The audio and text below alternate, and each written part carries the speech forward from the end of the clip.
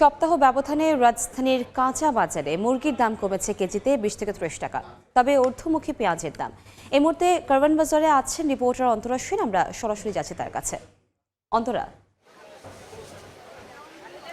ক্রেতা বিক্রেতাদের হাক ডাকে জমজমাট সবজির বাজার। সাপ্তাহিক ছুটির দিন হওয়ায় কিন্তু ক্রেতা সমাগম কিছুটা বেশি। সকাল থেকে কিন্তু বাজার ঘুরে বেশ সন্তোষজনক পরিস্থিতি চোখে পড়েছে আমাদের।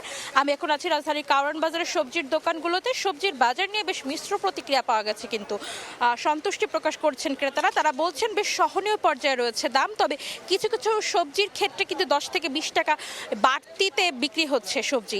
বিক্রেতারা বলছেন রমজানের তুলনায় কিছুটা বেশি সেই সব সবজিরই দাম যেগুলোর মৌসুম শেষ হতে চলেছে। তবে বেশ চড়া কিন্তু মাছের বাজার।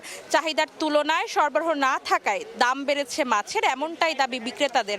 আর সামনেই যেহেতু পহেলা বৈশাখ, এ সময় ইলিশ মাছের চাহিদা কিন্তু বেশি থাকে। তবে বর্তমানে ইলিশ মাছ ধরা বন্ধ থাকায় বাজারে কিন্তু ইলিশ মাছের সরবরাহ নেই বললেই চলে।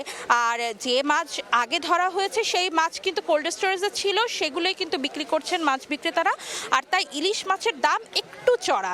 আর এদিকে গেল সপ্তাহের তুলনায় কিন্তু কেজিতে 20 থেকে 30 টাকা কমেছে মুরগির মাংসের দাম।